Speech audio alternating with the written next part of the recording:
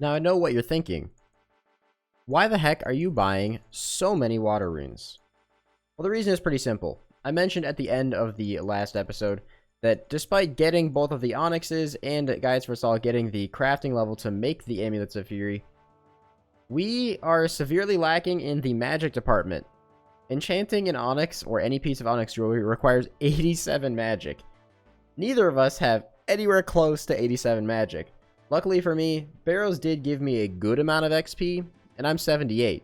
I only need to get 4 more levels in order to +5 boost using a stew to be able to get to the level to actually enchant the Furies. So that's what I want to start this episode off with.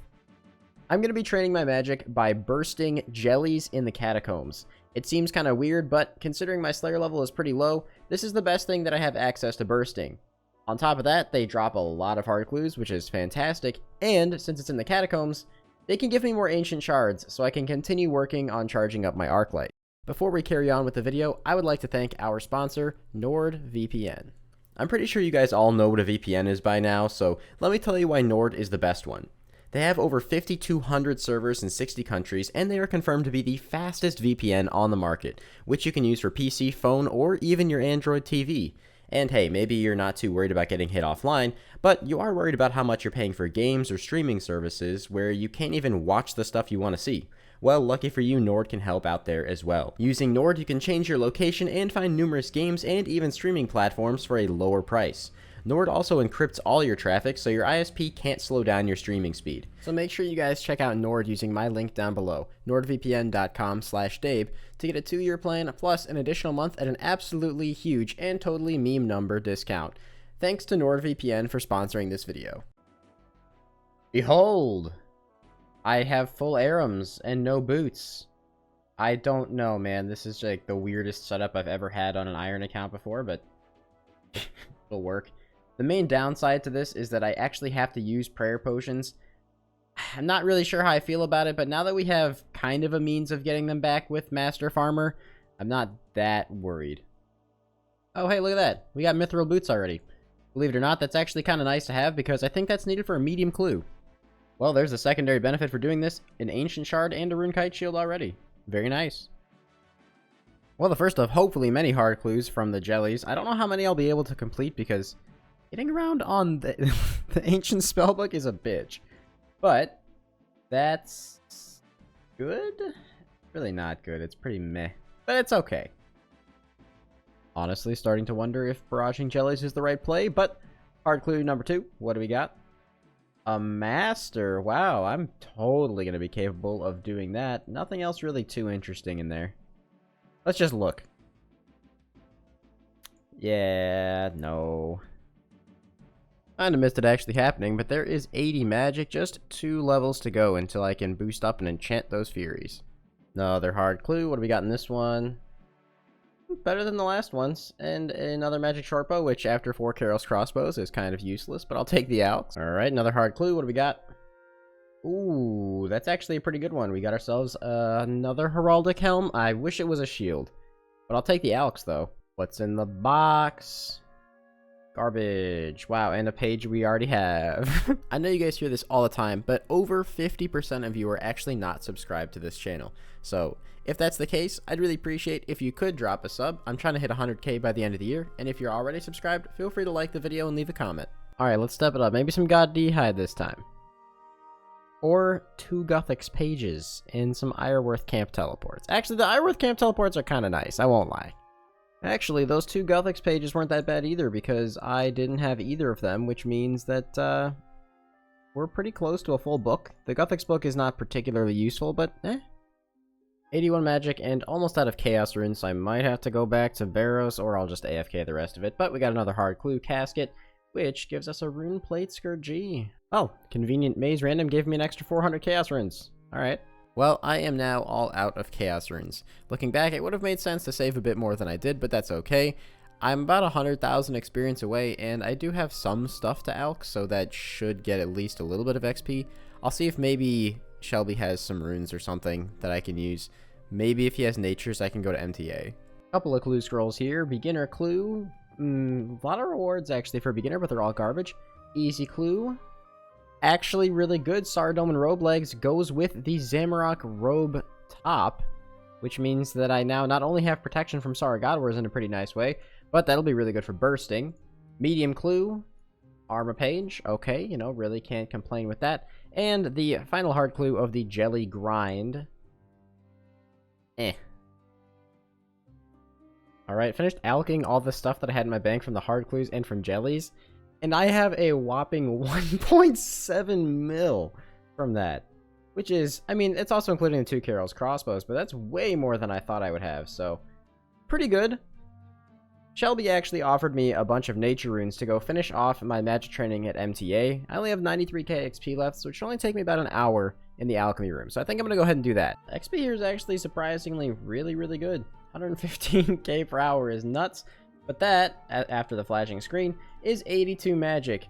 Which is, of course, for Other Falador, the main reason I did this.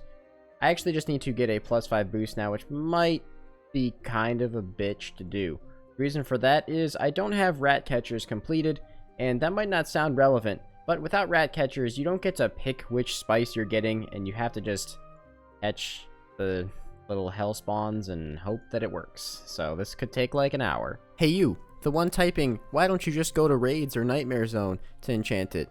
It does not work. Although those boosts do give you magic levels, you can't actually enchant things in Nightmare Zone anymore. That was changed a long time ago, and you can no longer enchant things in Raids, which was actually changed probably a year and a half ago. Alright, got some spices. Never boosted for magic before, so this is weird, but I guess, let's start trying. Alright, nothing good there. Let's go hunt rats for another hour. There it is, I got it. Please let me enchant both of them. Yes, there they are. The Amulets of Fury. Look at those things, man. Oh, just look at them. Look at all the stats on that. That is just beautiful. Whoa, who's this guy? Well, you look like a little fucking bitch with that amulet. Let me fix that for you. Did you just use the B word and ruin my monetization? I'll have to give you this in return. This is some bad acting. I like this. You can have some money too. Why not? Here. Thank you. It's the most valuable bronze arrow in the history of RuneScape. Thank you, Sugar Daddy. No problem, son. Some of you might be able to guess what the next upgrade I'm going to be going for is based on my location, but it is imbuing the Berserker Ring. We still only have one between the two of us, but Guys Versal and I have talked and decided that it makes more sense for me to have the Berserker Ring as I have 85 strength and I'm the attacker. So I'm going to go ahead and do this at Nightmare Zone. I know I could do it at Soul Wars and it would probably be way faster, but at Nightmare Zone I can still get experience, and that's kind of relevant. Even without the most bosses in the world, I'm actually still getting about 500k points an hour, so this won't be too bad. Though whenever I decide to come back to imbue the Black Mask, that's going to take a few hours. Alright, as I slowly try and make my way out here while being repetitively frozen, that should be enough points. 786k, this was actually pretty chill. I expect it to take a lot longer, and I can now imbue the Berserker Ring for 650k points, which takes it from a +4 strength bonus to +8, which is just straight up a whole max hit, and that's a pretty big DPS increase. I came over here to the Crab Claw, Sand Claw, whatever the heck island this thing is last night to train, because I had to AFK for quite a while, and got myself a couple of attack levels, which pushed me past 100 combat. Kinda nice, because this will help a lot when going for full Void, which I might do somewhat soon, and also I can now use Durdel as a Slayer Master. But that's not the real reason for this clip. It's time to start the last thing that we have to do. The last and biggest change and upgrade to our setup outside of the Black Mask and having a Slayer task for Zami is going to be Thralls. Now, to those of you who don't know what these are, they're a couple of new spells that came out for the Arceus spellbook that you have to have completed the quest A Kingdom Divided in order to get. So that's obviously what the big goal is. Now, Thralls are basically summoning light. They don't really offer too much utility in terms of being able to carry your stuff or anything like that, but what they do is they attack stuff, and if we have the high tier Thralls, which we will, because I'm level 82 magic, they can hit between 0 and 3 damage. That doesn't seem like a huge deal at all, except they don't actually check the opponent's defense level, so it doesn't matter how high it is, they will always be pumping a pretty decent amount of damage. Before I can even start a Kingdom Divided, I still have to do the subquests for Lovocane, Piscarilius, and Shazian. I'm going to start with Lovocane because I actually AFK'd this favor up a little bit, since it's one of the slower ones to get, while I was editing a few weeks ago, honestly. So, let's get this one started first. While I'm finishing off the Lovocane favor, I figured I'd just pop over here to Shazian, since I had to be in the area anyway for the minecarts, and just get 30% by using these bandages on soldiers. This method used to be so much nicer before the Shazian rework, but now you have to like weave through all these buildings. It's kind of obnoxious. I only need to get 30% though, because after that I should get 10 from the quest and then be able to do the organized crime the rest of the way up. Alright, there's 30% Shazian. Back to finishing off the Lovocane favor. Remembered I had to walk over here anyway, so I'm doing the Shazian quest first, and I think that Lizard Man actually goes into Nightmare Zone as a boss and can poison you. I probably should have got the Black Mask imbued before I did this quest, but that's a problem for future me. Alright, there is the Tale of the Righteous quest completed. I think I only have one more subquest to do actually, which is just the Lovocane one, because I think I've already done Piss, Cassidius, and the Arceus quests when I was going for bee gloves. Alright, that is the Forsaken Tower completed. That's the last of the, I don't really want to call them subquests, but the last of the prereqs to being able to do the Big Zaya quest, and also this is going to give me 100% Lovocane favor, which is perfect. Now I just have to do Piscarilius and Shazian. Maybe I'm like really dumb, or they changed how this worked, because I used to be able to find one on every world, and I've hopped 30 worlds and not a single gang meeting is going on, so it's either broken or I'm dumb. I think it was broken. I came back 30 minutes later and it's working now, so I don't know. So a lot of you probably aren't too familiar with things like organized crime on Zaya, and this is actually a really good way of not only getting your Shazian favor up, as you'll see in a second here, but they have some pretty good drops. These things I'm pretty sure can drop hard clues, rune scimitars, cosmic runes, oak planks, and these intelligence things that you can just turn in for additional combat experience. Totally worth doing. And just like that, in the matter of less than 5 minutes after getting to 40%, we are now at 100% Shazian favor. You can just hop worlds. A lot of these are in the same spot on different worlds, so it makes this incredibly easy to do. The XP from this is actually kind of nuts. If I just use all these on attack, I mean, that's an actual ton of XP. Last and absolutely certainly least is digging up these stupid sandworm things for Piscarilius' favor. I can do this all the way up to 100. It's not super terrible, so it shouldn't take me that long. Okay, wait a second. I just got a hunter level here? What? Okay. Because that's one way to get 58 hunter. Alright, there we go. That is 100% in all favors. Now I just have to do the Architectural Alliance mini quest, and then I can do Kingdom Divided.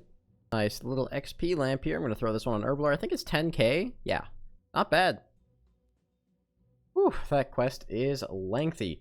But that is a Kingdom Divided, which upgrades my whatever the heck, Kored's Memoirs to Book of the Dead, which is actually pretty good because it gives a magic attack bonus, and I didn't have a magic offhand up until this point. Also, I get this reward lamp. Gonna put that in Herblore, as always. 10,000 XP, 56 herb. And the best part is, my Arceus spellbook is now upgraded. However, while doing this quest, I came to a very stupid and obvious realization.